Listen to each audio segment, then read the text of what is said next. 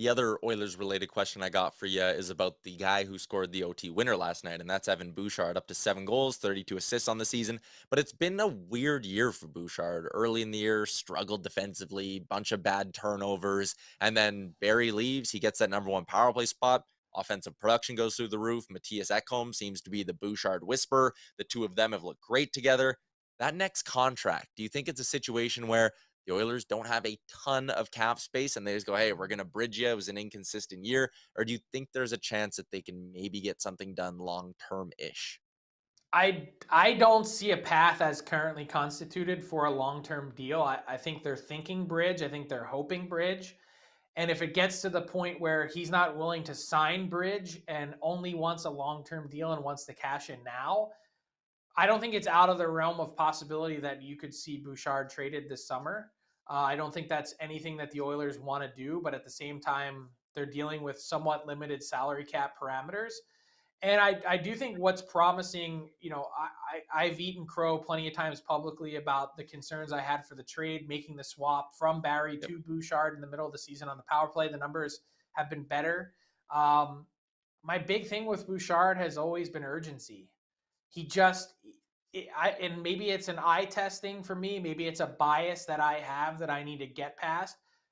I don't see the necessary urgency in his game, whether it's foot speed or whatever it is that contributes to that decision making process. That I'm like, I just wish he had a little more juice that I think has held him back. That if he had some of that, a part of it is what has made him successful, especially at such a young age, which he doesn't really get rattled a lot. But the other part of it is like, I would like to see a little bit more of that at times in his game.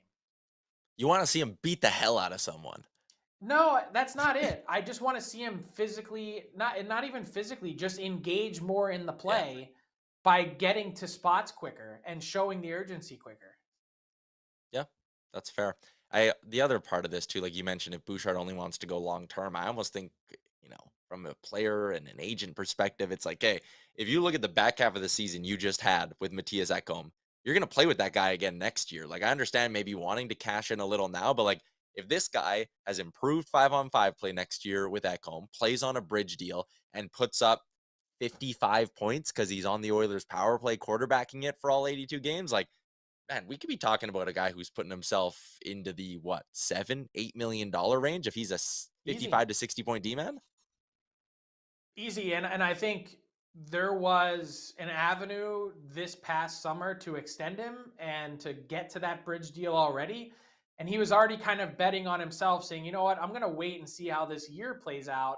And I bet halfway through the year, he was like, I probably should have gotten that done because even the bridge deal was gonna cost him money on that. I think based on the previous years and the numbers he had already compiled. So now moving forward, I I think you bet on yourself and pocket whatever the number ends up being, 2 times 3.5, 2 times 4, whatever that number looks like.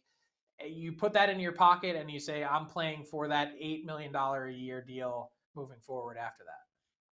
Yeah, people in the comments guessing what they think it could be. I mean, like it's not going to be if you're going to bed thinking the Oilers are signing 8 by 4 for Evan Bouchard, it's just absolutely not happening. Like you said, the bridge deal could very well cost you close to 4 million bucks. That will be one of the bigger stories in the offseason for the Oilers, but they got the playoffs to worry about until then.